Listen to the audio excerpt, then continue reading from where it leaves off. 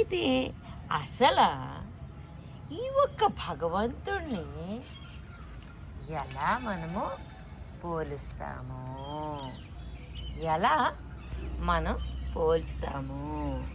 ఎవరైనా భగవంతుడేనటండి, కానీ భగవంతుడు అయిపోవాలంటే అంత సులువు కాదు కదా.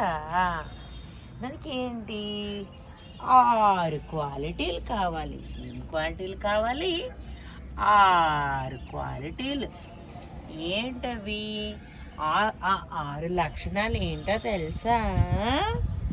ఒకటి, అందులో ఏ మూల కూడా, ఆ వ్యక్తిత్వంలో ఏ మూల కూడా చెడు అనేది దాగుండకూడదటండి.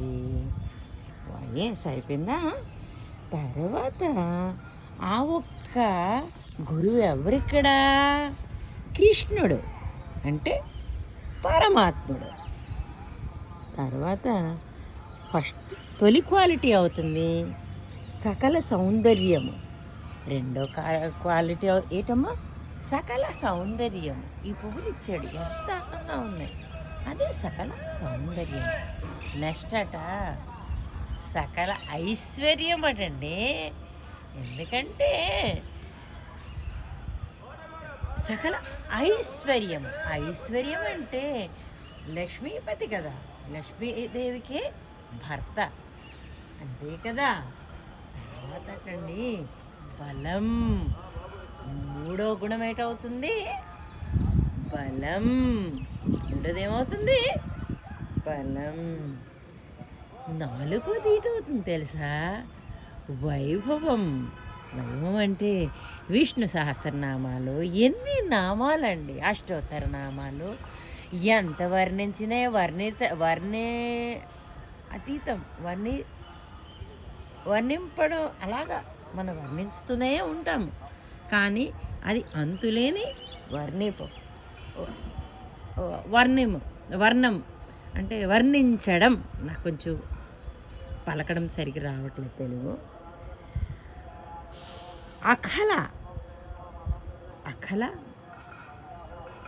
విద్యాపరుడు, సకల వంతులు.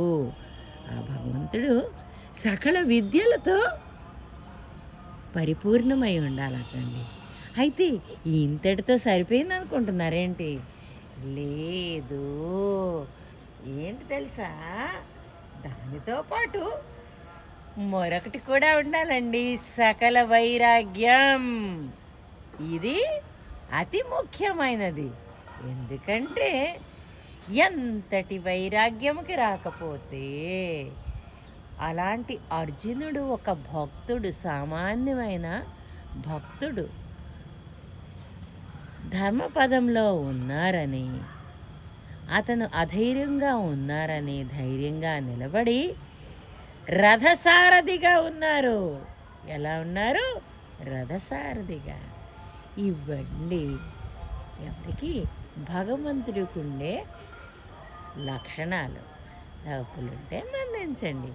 ఇంతటితో సెలవు తీసుకుంటున్నాను.